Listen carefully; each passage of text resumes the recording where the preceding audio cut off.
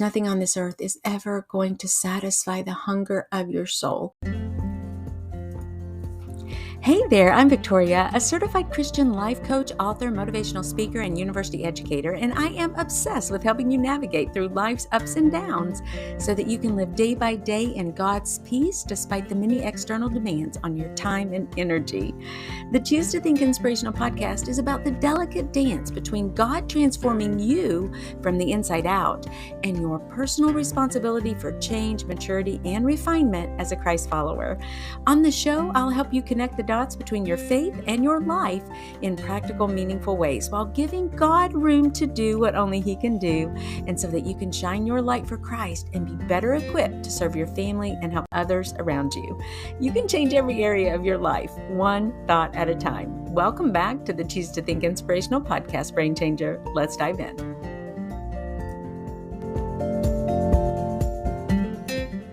Hey, everybody, and welcome back to the Choose to Think Inspirational podcast, or welcome if this is your first time tuning in. Thank you so much for pressing play on that button. I value you and I value your time. I know it's precious. So I'm going to provide something for you today that is going to kind of light the fire under your feet, ignite your hope, and encourage your heart when it comes to one particular issue that so many of us women face. Okay? And let me tell you what that is. It is food fixation, or attempting to find comfort through food. So today I want to share a powerful story that resonates with so many Christian women like you who have struggled with emotional eating or food fixation. Meet Sarah. For years, Sarah found herself trapped in a cycle of seeking comfort through food. Whenever she felt overwhelmed, stressed, or even joyful, her immediate response was to reach for a bag of chips, a tub of ice cream, or any other indulgence that would momentarily numb her emotions. Okay, can we all just say, yes, we've been there, done that. But as Sarah continued down this path, she realized that her reliance on food for comfort was only a temporary fix. It actually left her feeling guilty, ashamed, and disconnected from her faith. She longed for a deeper, more fulfilling source of solace or comfort. One day, Sarah stumbled upon a Bible verse that sparked a glimmer of hope within her heart. It was Psalm 46:1, which says this: God is our refuge and strength, an ever-present help in trouble. These words resonated deeply, reminding Sarah that true comfort could be found in the arms of her heavenly Father. And I know, trust me, that's kind of a hard sell, but it really is true. We've got to grasp that and take hold of that truth that God will be our comforter. Well, inspired by this newfound revelation, Sarah embarked on a journey of self-discovery, seeking healthier ways to find comfort and contentment in her life. And today, I'm going to share with you 5 must-dos that actually help Sarah overcome her food fixation and embrace a more fulfilling life. Now, remember, this story is just the beginning of your own journey. So let's dive into these must-dos together and explore the wonderful possibilities that await you. If you've ever found comfort in food during challenging times, know that you're not alone. In fact, studies show that approximately 70% of women confess to turning to food as a source of emotional solace or comfort.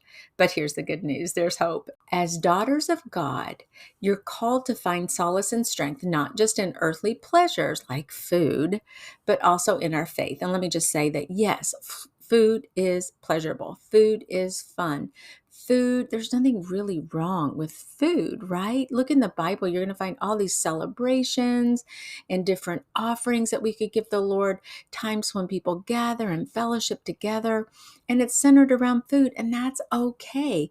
Let's enjoy our food. There's nothing wrong with food. I do go back to the old adage that in moderation, anything is kind of okay. But the point here is that when you know you're out of balance, and you feel horrible about it, and you're kind of trapped in this cycle of, gosh, the only way I'm going to have relief is to go to those M&Ms or the peanut butter cups or the salty bag of chips.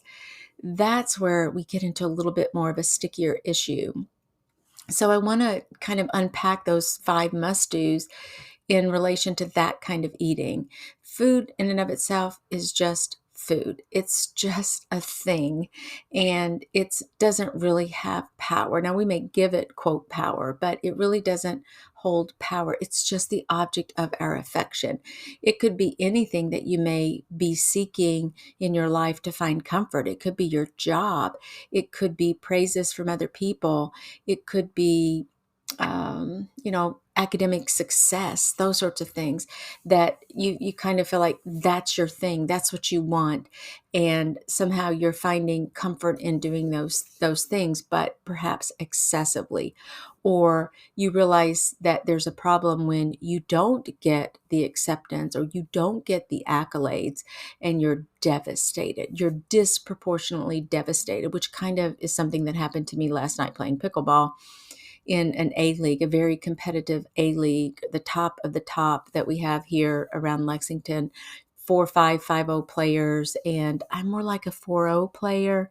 And I was looking so forward to playing in that league. And I got the opportunity to sub for someone. So I was ready to just show everyone there what an amazing player I was and how good I could play and how I fit right in, and how they were going to say, wow, who's that girl? Who is she? And where's she been? And do you see where I was I was so focused on impressing other people that I forgot to have fun, and I totally tanked. It, like, the Lord just brings out the most icky things in me in pickleball, and I'm, on the one hand, forever grateful, and on the other hand, forever feeling like devastated and ashamed, and like, oh my gosh, I'm almost 60. Can I not grow up? Can I not have this kind of emotional maturity?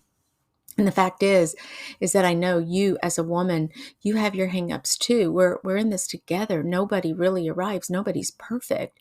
And I know that food and food fixation and food addiction and food, disordered eating, I know that's a huge thing among my peers, my colleagues, my friends.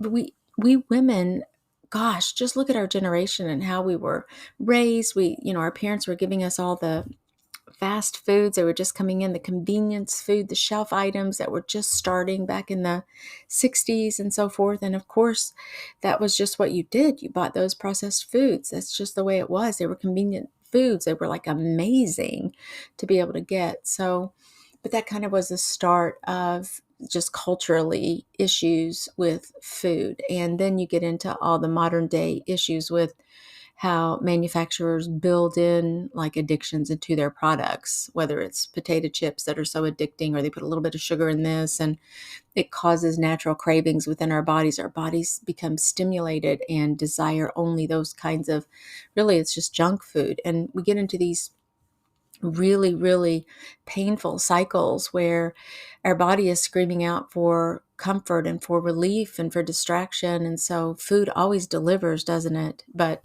it has a really, really huge pitfall on the other side of it. But all this to say that, even back to pickleball, the object of my affection in that instance was not food. It was actually not really pleasing other people even. I was almost going to say that, but it was actually trying to get their approval and trying to have them highly esteem my efforts. And because that was my goal, I think the Lord just let me tank completely. I swear I could not hit a ball over the net. I didn't even know somebody hijacked my body. I'm like, who is playing like this? I really haven't played that poorly in a long time. And I think it was just because of all the pressure I put on myself and the wrong focus that I had, because hearing those accolades from other people gives me comfort. It's validating. It makes me feel accepted and included. And that's all I wanted. I was kind of addicted to that in a sense. I just craved that over craving, even godly behavior, or craving, what would be the opposite of that, where you're just, it's either I'm eyes focused on God or eyes focused on the praise of man instead of the praise of God. I could almost get teary kind of even chatting about it, because it's kind of a big deal to me, and I was really devastated. And so when I walked away from that league play last night, I realized as I was driving home, Jim had come for a little bit, but I realized as I was driving home that it there was something disproportionate about that. And the feeling of how I tanked in my play and the feeling of after that, because it wasn't just a game to me, it was something that I built that was something different. It was really idolatrous. And that's what food can be to a lot of us. We think that it's going to deliver. We go to that. That's all we're thinking about. We desire that. And then after we consume it, we feel absolutely lousy. That's the disproportion I'm talking about. I'm not talking about going to a family reunion and having a piece of cherry pie. Big deal. Cherry pie is delicious. Let's enjoy our foods. God gave us all these wonderful foods to eat on this earth. So much variety, so much deliciousness, really, that's out there. But what I'm talking about is something that's beyond that, something that isn't just, one of my friends said that their family, members of their family, they live to eat. And she said, oh, you know what? I eat to live. She's kind of an anomaly as far as women go. But what she was saying is that food wasn't all that to her. But I know for me in seasons of my life, food has been everything. It's been my go-to for comfort, and it never, ever delivers. It will deliver hormonal kind of neurotransmitters, that instant powwow, boom, in my brain and coursing through my body of dopamine to make me feel good, but it's short-lived. And seeking praise from other people playing pickleball is short-lived because you're not always going to play perfectly. You're not always going to get those praises. Matter of fact, I needed criticism last night. I needed someone to say, stop doing this, get out of your head. It was just so icky for me, and disproportionately icky as to what it should be, because it is just a doggone game of pickleball. So I needed a reality check on that. And the Lord constantly works through pickleball, teaching me things and exposing what's in my heart. So I want to encourage you that if you're one of those women who you'll say, yes, I'm struggling with food fixation. That's all I do. That's all I want to do. That's where my mind is. That's what I'm focusing on. That's what I, quote, need in my life. Then I'm going to offer you a few things to help you work your way through that.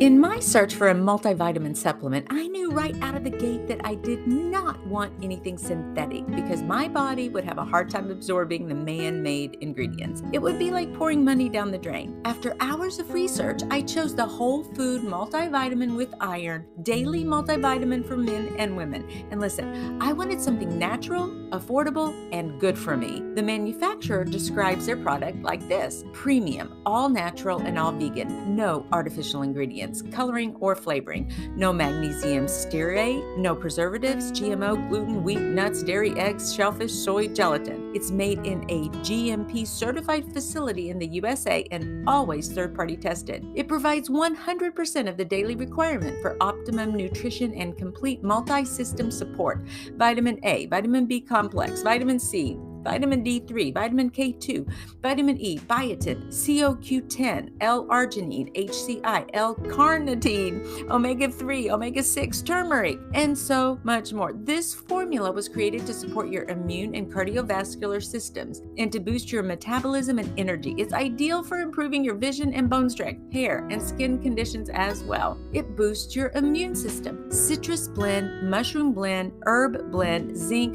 3-strain probiotics. This is the best high-potency formulation fortified with organic whole food blend for overall well-being and vitality. Your health begins with a healthy gut, mental clarity, and lasting energy. In general, Jim and I eat whole, organic, unprocessed foods. We work really hard to make sure our diet is robust and filled with a variety of healthy foods and beverages. I take 1 capsule of this whole food vitamin with each meal to cover all the bases, and then I can rest assured that I'm achieving that fun, fit, and fab lifestyle that I desire. Use my Amazon link in the show notes to check it out for yourself. That's where I'm going back to 2 Corinthians 1:3-4, because there we're reminded that God is the ultimate source of comfort, and He's always there for you, even in your darkest moments.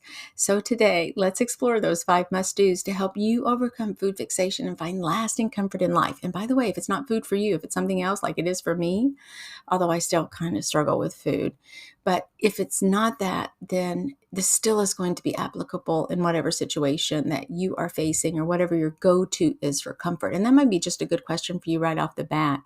Where do you go for comfort? When you're sad, when you're angry, when you're lonely, when you're upset, when you're stressed, what do you do? To whom do you look? To what do you look?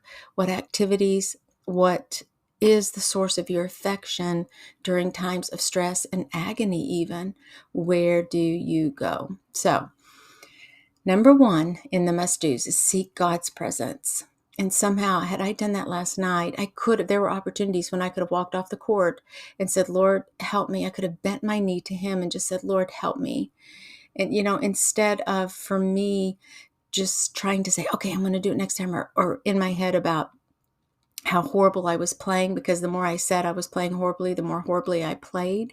And instead of doing that, um, I needed to just bend my knee to God and seek His presence. And that's what you can do instead of reaching for a snack. You can pause and invite God into the moment. You can find comfort in prayer, meditation, or reading His word. Psalm 34:18 reminds you that the Lord is close to you, especially if you're brokenhearted, and He saves those who are crushed in spirit. So in those stressful moments, just pause a second and number one, seek God's presence. Number two, cultivate healthy coping mechanisms. Discover alternative ways to process your emotions, such as journaling, engaging in creative outlets, or seeking the company of supportive friends. Proverbs 12:25 encourages you that anxiety may be weighing down your heart, but it's a kind word that cheers it up and that lifts it up. So start thinking about other things that you can do instead of going to food, to kind of keep your finger on the pulse of what you're feeling. Feelings are just road markers. That's all they are. They're like road signs, if you will, signposts. They're just indicating what's going on literally in your body. And the brain and the gut connection are so strong and so powerful. So if you're kind of feeling queasy in your stomach, well, that has an emotional experience, which is, that's why you can't eat. That the brain gut connection is truly extraordinary. So keep an eye out for how you're feeling and begin to process those feelings. Catch them at the get-go before you're actually even looking for comfort. Go ahead and identify how you're feeling, and then you can go back to number one, which is seek God's presence. So after you identify those emotions and get a good feel for what's going on and maybe what's causing it and what prompted that and what you were thinking, remember your thoughts are so important here.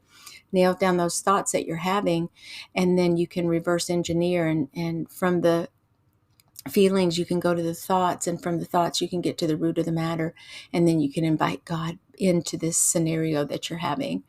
The third tip is to prioritize self-care. Take good care of your physical, emotional, and spiritual well-being. Engage in activities that bring you joy, such as exercise, getting enough rest, and spending time in nature. Oh, I love that. 1 Corinthians 6:19-20 reminds you that your body is a temple of the Holy Spirit and that you should honor God with your body. And so you can honor God in that way by taking good care of yourself. And then you can also honor God by seeking Him before you go to the other idol, which we would call food. Number 4, renew your mind. Challenge those negative thoughts and replace them with positive affirmations grounded in God's truth. Philippians 4:8 encourages you to focus on whatever is true, noble, right, pure, lovely, admirable, excellent, or praiseworthy. Question, was I doing that in the pickleball game last night? A big whomping no, I wasn't. I was thinking on myself. I was focused on myself. I was focused on my ability and inability to play. I was focused on what other people were thinking about me, and I felt literally miserable.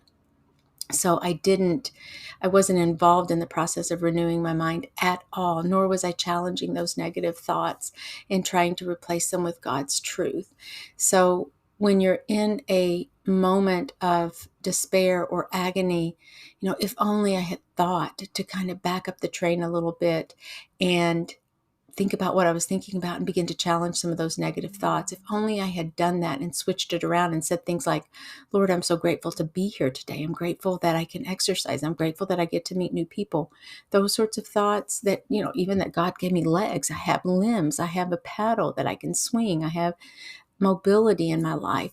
If I could have focused on those things instead of some of the other junk that was going through my mind, it really, really would have helped me. So for food, when you're tempted to go to food for comfort, keep a close eye on what you're thinking about. And often also, this goes right with number 3, when you're identifying your emotions, thoughts go right with that. So they're so closely related. And if you could kind of pull those apart a little bit, because it's your thoughts that are going to produce your emotions, and then your emotions will be what drives you to the bag of chips or the bag of M&Ms, right? So you want to make sure that you're paying attention to your thoughts and your feelings. Both numbers 3 and 4 on our list would be prioritize self-care, get good physical, emotional, and spiritual health and activities, get those involved in your life, get those things going that you have fun with, and take good care of yourself. And then make sure that your mind, your spirit are also being well taken care of as well. And then the last one is build a support system. Surround yourself with like-minded individuals who understand your struggles and can provide encouragement along the way. Galatians 6:2 reminds you to carry someone else's burden and fulfill the law of Christ in this way. So we should always be looking for ways to help other people carry their burdens along with them. And that's what I'm trying to do here with the podcast. I'm trying to kind of ease the load on the burden that you may be carrying right now. If you're someone who would say, yes, I turn to food for comfort, and I don't want to do that anymore because it's excessive, or because I feel so horrible afterwards, because I'm so out of balance. It's just like with the pickleball story I told. I felt out of balance. It was disproportionate. And instead of feeling upbeat and energized and grateful and kind of on fire in good ways, I was depleted and depressed and anxious as a result of craving the praise of other people. Whatever you're craving that's not godly is not going to deliver. So if you're craving food in order to help you kind of get something or stroke you or distract you or comfort you, it will never deliver. It won't. I wish it did. Wouldn't that be awesome? If I could eat, a bag of M&Ms like to my heart's desire, and there would be no negative health impact, and it would just, it delivers. Best thing I could eat, best thing I could do for myself. That's silly, right? We know that's not true. So anyway, all this to encourage you. I know it's tricky. I know it's tough. I know it's hard. But as we wrap up today's episode, I would encourage you to reflect on the words from Isaiah 41:10. And he wrote this: "So do not fear, for I am with you. Do not be dismayed, for I am your God. I will strengthen you and help you. I will uphold you with my righteous right hand." There, I got it. So, I hope you're encouraged. I hope that these 5 tips have just given you a little bit of a pause to think about what it is that your soul is craving and how you go about in your life to actually satisfy that craving. Because nothing on this earth is ever going to satisfy the hunger of your soul. The hunger of my soul was to get praise from other people for my pickleball abilities.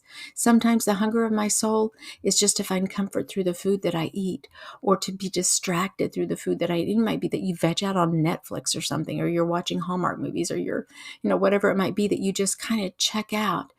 And although that seems to work, it's such a temporary fix. It never really delivers in the long term. And in the end, it leaves us feeling bankrupt and icky and out of sorts. So I hope that you can take these tips, that your heart can be encouraged. You're not alone. Think about that statistic I read earlier. 70% of women who walk the face of this earth have confessed to emotional eating. So it's a phenomenon that we all have probably dealt with or continue to deal with even on a daily basis. But we're going to destroy that idol of food that we have, and we're going to instead put in its place a renewed hunger for God. And that's what I want. I want such a hunger for God that I don't care what anyone else says about me or to me or how anybody else might encourage me. I just want the quote approval, and I know I have it, of my Heavenly Father. I want Him to say, "Victoria, well done. That's what I'm longing for. I want his presence in my life. I want the comfort that he offers because that lasts, right? That lasts. And that's what I want. So I hope you're encouraged. God bless you. Share this episode with a friend if you like what you hear and if you did find encouragement. And stay tuned because we're going to keep the series going with what do women want? What do they want and how to get it? And what are the thoughts that stand in the way of their getting what they want? Women over 50. And it could go for anybody, but it's very curious what I discovered about that and what we all want. And certainly what I'm talked about today, we want physical health. That's one of the things that we want. That's a little sneak peek into that. It's a 5-part series, and one of the series is on physical health and well-being because that's what we want. So this kind of segues really nicely into that because I know it's a struggle point for so many of us. So today, instead of going for the M&Ms, instead of going for the bag of chips, why don't you just pause, get outside, take a walk around the block, ask your Heavenly Father to help you, and see if you can't enjoy His presence. Watch your thoughts and make sure you're counting your blessings and thanking Him and praising God for all the wonderful things that He's done in your life. I praise God for you. So you keep living your best thought life. God bless you. And that's a wrap, Brain Changer. And listen, if you like what you hear, would you leave us a 1 to 2 sentence review at Apple Podcasts? Share the link with a friend or tag me on your share on social media. It would mean the world to me and would help us to keep shining the light of Christ and sharing the good news to others who are in need of encouragement. Please visit us on our website at choosetothink.co. That's with the number 2, choosetothink.co, to get on our monthly newsletter list. And if you need a guest speaker for your next women's retreat or church event, I'm your gal. Email me at choosetothink@gmail.com, and that's with the number 2, choosetothink@gmail.com. Finally, I offer limited free mentoring sessions each month where you and I can chat to help you develop a strategy for your thoughts in any area of your life. I'm a certified life coach and I have something to share. Visit choosetothink.co and click on mentoring for more details. Also, keep in mind that the messages on this show are for informational and educational purposes only. Please consult your medical doctor for all medical issues. Thank you again for tuning in. God bless you.